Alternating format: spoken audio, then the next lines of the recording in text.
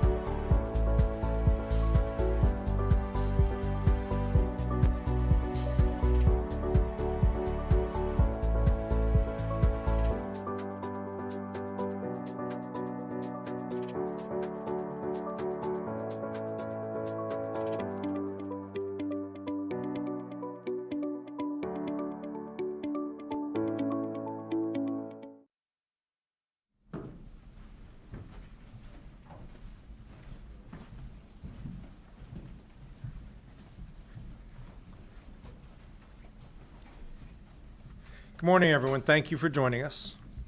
We are expecting winter weather to return to North Carolina this weekend. It will impact the majority of the state. In some parts of North Carolina, kids might experience their first real snow. And I can remember when my kids would look forward to the snow days. They'd watch TV and wait to see Wake County schools scroll at the bottom of the screen. And then we would go sledding over at Dorothea Dix Park. And I hope that some parents who are watching this can make special memories of their own with their kids. But winter storms are not just fun and games. For much of the state, folks will see ice instead of snow. And whether you find yourself facing ice or snow, we've all got to be prepared for whatever impacts may come. Yesterday, I declared a state of emergency across North Carolina to get ready for the storm. We've activated the State Emergency Response Team, which is a cross-agency group that includes the Department of Transportation, the Department of Public Safety, the North Carolina National Guard, the State Highway Patrol, and our state's utilities. Soon you're going to hear from North Carolina Emergency Management Director Will Ray about the winter storm and our emergency response operations, and then from Secretary Daniel Johnson about NCDOT's work to keep our roads as safe as possible. As Director Ray will outline, this winter storm will likely impact the majority of the state. At this time, our greatest concerns are potential power outages and road safety over the coming days. Ice accumulation may lead to power outages, and we recommend everyone keep their devices charged, have a flashlight and battery-operated radio on hand, and think about what you may need to stay warm and fed if you lose power. Precipitation and freezing temperatures may also make a mess of our roads, even with the 300,000 gallons of brine that NCDOT has already put down. Thawing and refreezing leads to black ice, so everyone needs to be careful on the roads for not only during the storm, but for a few days after the storm hits. Please avoid driving unless it is necessary to travel. This will keep you safe and the roads clear for first responders and anyone else who must be on the road. Some communities may open warming stations for those who need a safe refuge from the cold temperatures. You can find information on resources in your community by visiting your local government and emergency management agency's website and social media accounts. This morning, in addition to Director Ray and Secretary of Transportation Johnson, I'm also joined by Secretary of Public Safety Jeff Smythe, Major General Todd Hunt of the North Carolina National Guard, and the commander of the State Highway Patrol, Colonel Freddie Johnson. Jackie Mativier and Mary Lee Bahar are our Spanish language interpreters, and our American Sign Language interpreters are Stephen Holland and Abby Quick. As we stand here now, emergency management officials, Department of Transportation crews, State Highway Patrol troopers, and the National Guard are hard at work preparing for the winter weather, brining the roads, pre-positioning resources, clearing abandoned cars from the shoulders of our highways, and working closely with local governments across the state to coordinate assistance quickly. High clearance vehicles are ready to support stranded drivers. The Forest Service is ready to remove downed trees from roads. Aviation assets, planes, helicopters are ready if needed. During winter weather, just like in any severe weather situation in our state, our number one priority is to keep people safe. So we recommend that you take the following actions to navigate this winter weather event. First of all, stay informed. Make sure you're following your local media, the National Weather Service, and your local emergency management agency. Second, get prepared.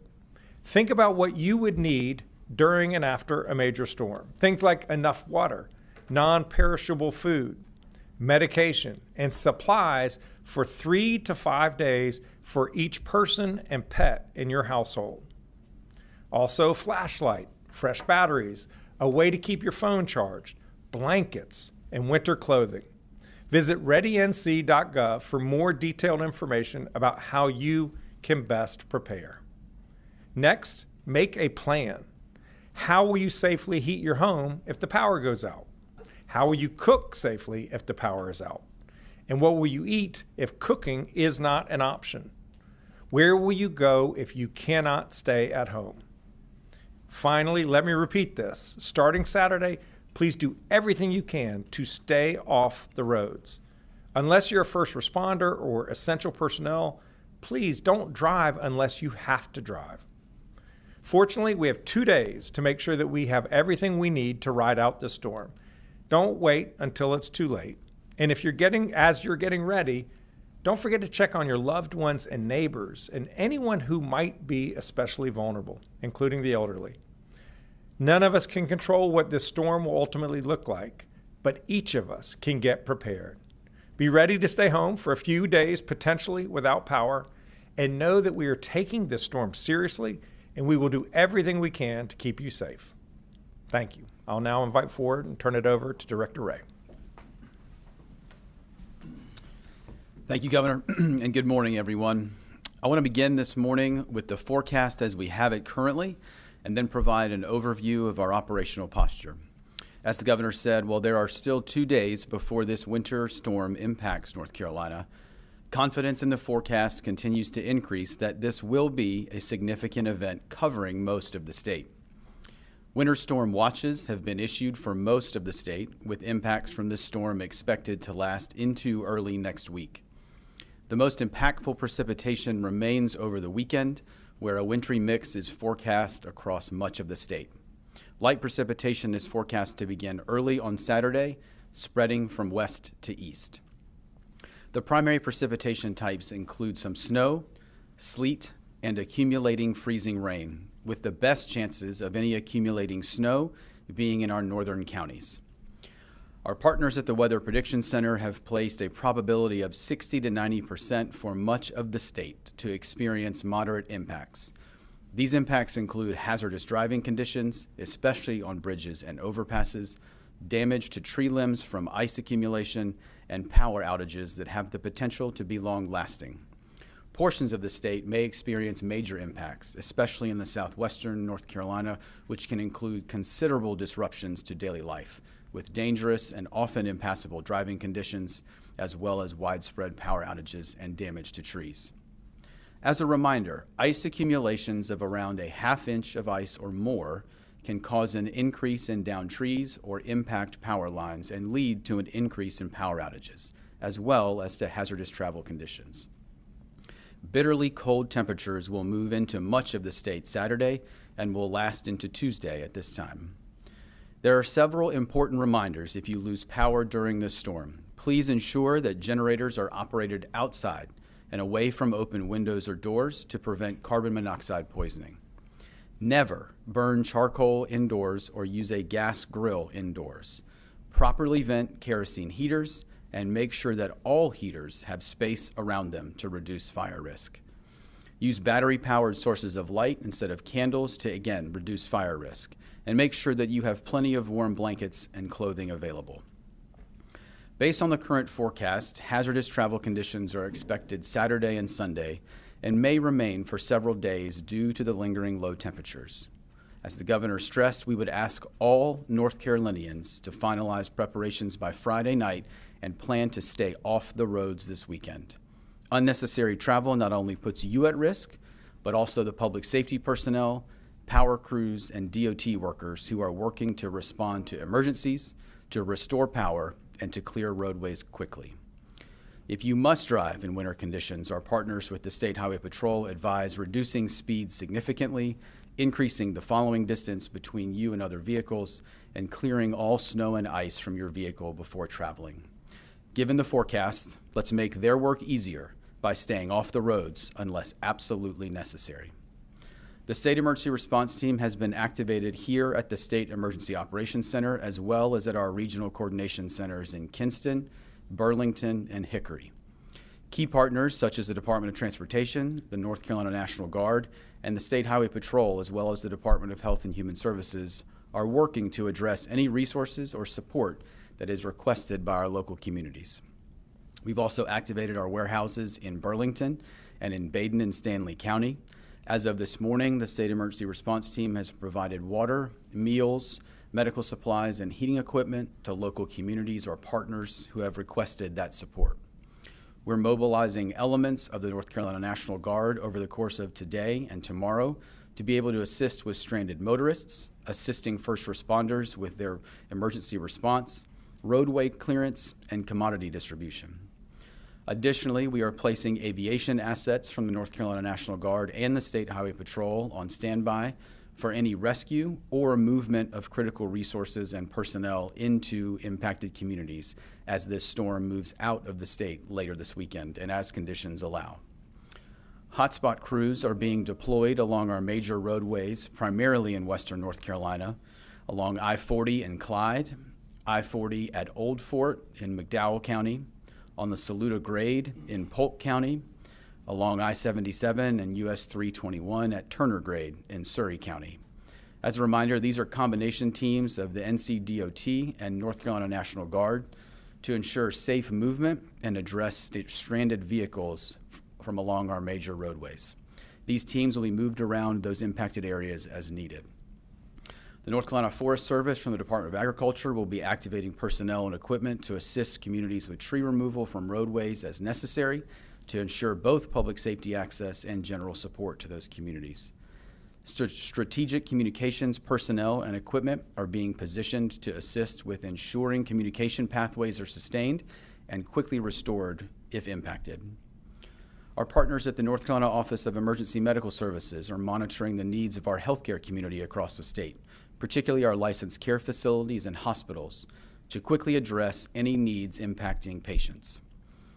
We will continue to work with the entire State Emergency Response Team, our local and state governments, the private sector, and our nonprofit and volunteer partners as the forecast continues to evolve to ensure we can support the 11 million North Carolinians. As we go into the weekend, it is imperative that, again, all North Carolinians are prepared with a personal preparedness kit of food, water, flashlights, batteries, and a plan to stay warm if you lose power. For preparedness information and checklists, as the governor said, please visit readync.gov. Finally, please check on your friends, your family members, and your neighbors, or those in your community who may need additional support this weekend. We are stronger and more resilient together. Thank you, Governor. Thank you, Governor and Director Ray. North Carolina Department of Transportation has been preparing for this storm all week. Our crews and contractors have been busy over the past several days, pre-treating roads, preparing their equipment, and rebolstering our supplies of salt. As noted before, the latest forecasts show a widespread event that's likely to spread ice throughout the state of North Carolina. And an event that has the potential to impact all roads in North Carolina. Some locations could see winter weather like they haven't seen in years. For these reasons, this storm has our full attention. We have more than 2,100 specially trained employees available to respond to the storm. More than 1,100 of those employees have already been hard at work pre-treating the roads.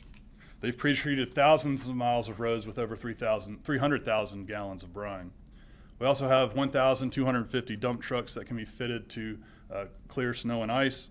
We've got 913 contract trucks that are prepared and 217 motor graders on standby. We are staging some of that equipment in areas that are known trouble spots during the winter storm. And we have more than 150,000 tons of salt to treat roads and are actively securing additional salt to replenish supplies throughout the storm. If the current first forecast holds, road conditions will deteriorate quickly as the storm moves through the state Saturday and into Sunday. Our crews are prepared to work around the clock in shifts to plow and treat snow and ice until the state-maintained roads are cleared. This includes our teams that will work to remove fallen trees and debris from roadways and work with our utility partners in instances that involve downed power lines. Their efforts will be invaluable in restoring connectivity if ice is a major component of this storm, which is expected at this time. As always, our first priorities are the major interstates, followed by 4-lane highways, state and U.S. routes, and then secondary roads. We also have a support system in place so staff from less impacted regions can shift resources throughout the state where needed. We always work with our partners in the State Highway Patrol and the North Carolina National Guard as well. As noted before, this storm could be significant, followed by a prolonged period of cold, which means the roads could stay icy for the days ahead. We ask the public for your cooperation and your patience. Our crews will work hard to get your roads cleared as soon as possible. We urge people to get prepared now for what's shaping up to be a very cold period in store for our state. Please don't try to drive once the storm hits unless it's necessary. Cars and ice simply do not mix. This will keep you safe and give our crews and emergency responders the space they need to do their jobs. Once conditions start to improve, please check drivenc.gov to get the latest travel information. Please protect yourselves, your families, and everyone responding to this storm by being patient and playing it safe. Thank you, Governor. Secretary Johnson from the Department of Transportation. At this point, we're happy to take questions from folks in the audience, and if you would just go to the microphones and identify yourselves, and we'll go from there.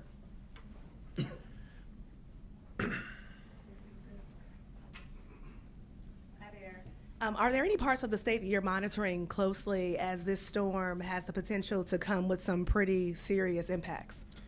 The weather models indicate that the storm is going to hit the vast majority of the state in one way or another. The greatest likelihood of a lot of snow is in the far southwest, Transylvania County area. And really it's only the far east where there may not be freezing rain or sleet or snow, but pretty much all of the rest of us need to be on alert.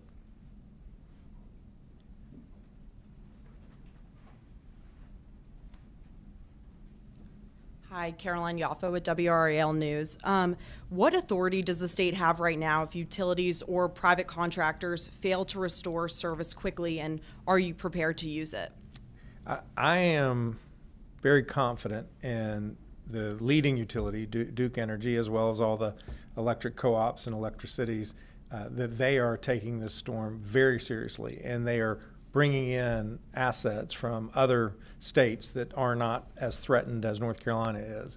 And so they are taking it extremely seriously, and we look forward to working with them, clearing the roadways so they can quickly get where they need to go to ensure that people's power is restored as soon as possible. Thank you.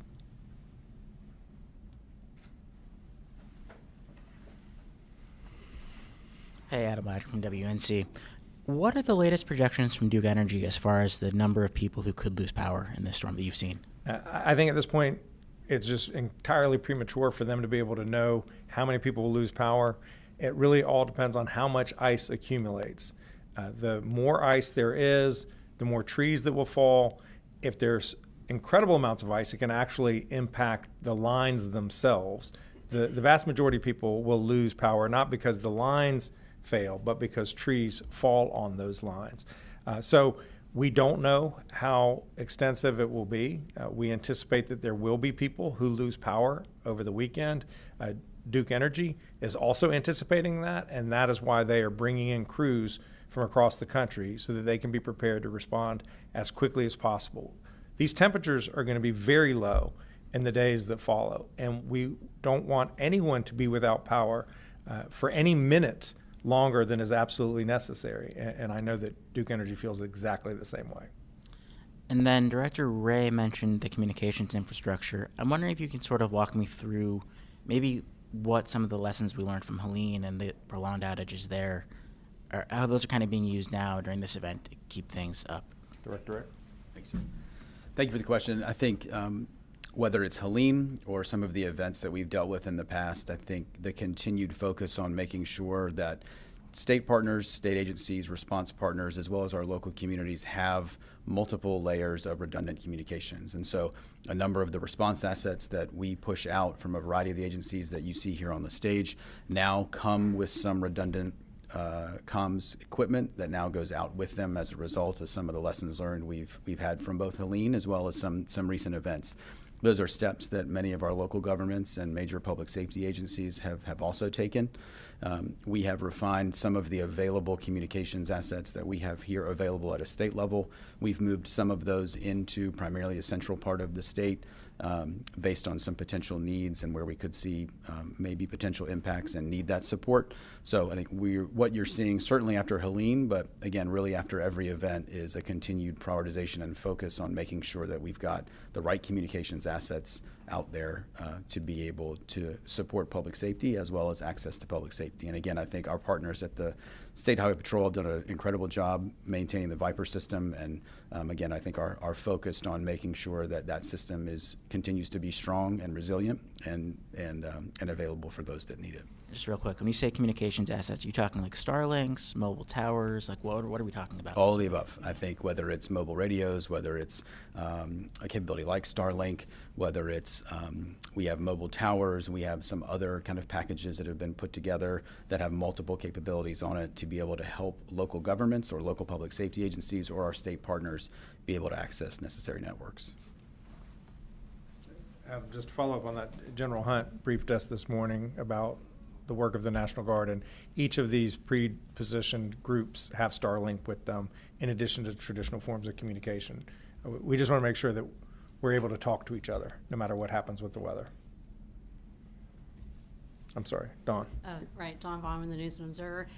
You mentioned a couple different trouble spots. What exactly makes them trouble spots, and what does that look like as far as adding resources there in terms of equipment, personnel? You know, what's the extra going to do to help them? I'll have Secretary Johnson address that in detail, but basically it's when the places in North Carolina where the highways go up quickly, Old Fort on heading up the escarpment in Surrey County and Polk County, but if you would, Will. Yes, thank you, Governor. Yes, that's right. I mean, basically anywhere there's a steep grade where traction and icy conditions, vehicles are likely to lose traction and lose control more frequently. So we pre-position. We know this from over time and learning from history. Where those spots are going to take place, and so we've pre-positioned some equipment there and some of our resources as well to try to accelerate clearing those roads and getting them back to usable condition. Is it more trucks? Is it communicating with, tractor trailer trucks that are coming through North Carolina from other states as far as getting the message out about those areas? And is it just plowing the roads? What specifically are you doing? I think it's a combination of all those things. I think our ITS team is working hard to get communications out, and we'll continue to monitor the storm. As it's not completely predictable exactly where it will hit, but we can push those messages out both to the trucking community and the traveling public on where those hotspots are. Obviously, we're encouraging everyone in the commercial community and in just the general public that might be traveling to stay off the roads once this storm hits on Saturday. But we will be pushing out those communications to reiterate where those spots might be or where troubles may exist on those spots and other places across the state where we might not expect it. Actually, Colonel Johnson, I'll have you come forward if you would. Tell me what because you have troopers in those locations too. What do your troopers experience sometimes in these hotspot locations? So thank you, Governor. And to add to that, so we have a very strong partnership with the Department of Transportation and our National Guard partners. They'll put heavy vehicles out there to help get these vehicles cleared out of the road if they get stuck, get them out of that area. But what we see is like he said, the vehicles, we have a high concentration of crashes in these areas due to the grade. And then to go further to answer your point, we also communicate, we have a very strong partnership with the North Carolina Trucking Association, and we've messaged with them where these hotspots are as well so they can alert all these companies. North Carolina is part of a mega transport region, so we have a lot of that traffic in North Carolina. So we partner with them, they notify their federal partners, so everybody gets alerted of what's going on through this area. But we have troopers staged specifically with our Department of Transportation partners and these National Guard units that's going to be there helping us. To answer your question. Thank you, sir. Yes, sir. Hello, Mary Helen with Axios Raleigh. I have a couple questions about the roads too. Are you grateful this storm is arriving on a weekend so you don't have like the 9 to 5 commute to worry about? And when it comes to asking people to stay off the roads, are y'all like calling companies and stuff? Like, are you asking like the Amazons, the delivery drivers of the world to stop this weekend, or are you just relying on them to make those decisions? Great question. There's no question that the fact that it looks like the storm is going to hit over the weekend, it's good because a lot fewer people travel during the weekends than they do during the weekdays. So that's to the good. It does raise risks on Monday, Tuesday, and Wednesday with the black ice that will be on the highways. The temperatures are going to get well below freezing every night, Saturday, Sunday, Monday, Tuesday. And that will lead to whatever slush that melted over the course of the previous day to turn into ice that night. And that's obviously incredibly problematic for traveling. We have not been calling the private delivery companies and generally leave it to their own good judgment. I don't know if Will or Dan, you want to offer anything on that? Okay, thank you. Governor, with the Glenn Wright with Progressive News, with the Walk for Peace transiting through North Carolina, have you given them any warnings or expressed concerns to them, or are you just leaving it to them to make their decisions? We are certainly aware of their coming, and we really regret for their sake and the general public's sake. I know people were really excited to welcome them to Raleigh.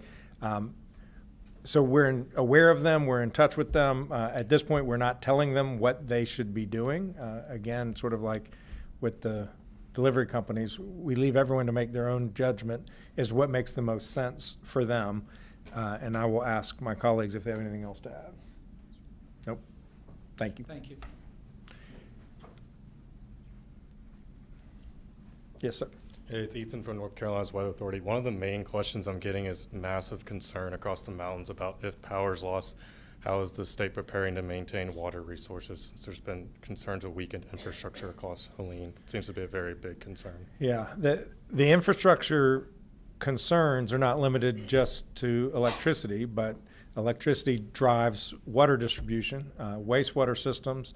We're worried about telecommunication systems. This has the potential to be a massive disruption to people's lives. There's not that much we can do in advance to pre-position because we don't know where it's going to hit other than what we're doing by going to these sort of known hotspots. But one reason why we have the aerial assets on call is so that if we learn about a specific community that has experienced some catastrophic damage to their water infrastructure, that we can get resources to that area as quickly as possible to get those resources back online. Anything else? Good. All right, at this point, we'll take questions from folks who are by phone. If you could, just identify your interest in making a question, and you will be called upon. And again, it would be helpful if you identified your name and your media outlet. Felicia Gomez. Thank you so much. Thank you so much. Hi, Governor. Thanks so much for taking our questions. Forgive me if this has already been answered, but the I-40 heading through the Pigeon River Gorge, heading into Tennessee, tends to be a major problem area in previous storms. Is there anything in particular that's happening there this time around? Will that road be open over the weekend? And anything else that people should know if they're heading that way? That was a topic. Thank you for your question, Felicia. That was a topic during our morning briefing. Colonel Johnson has been in close communication with the Tennessee Highway Patrol, and it's something we're keeping a close eye on at this point. The highway has not been closed at this moment, but we will keep an eye on it. Next question. All right. Thank you all so much for being here. Thank you.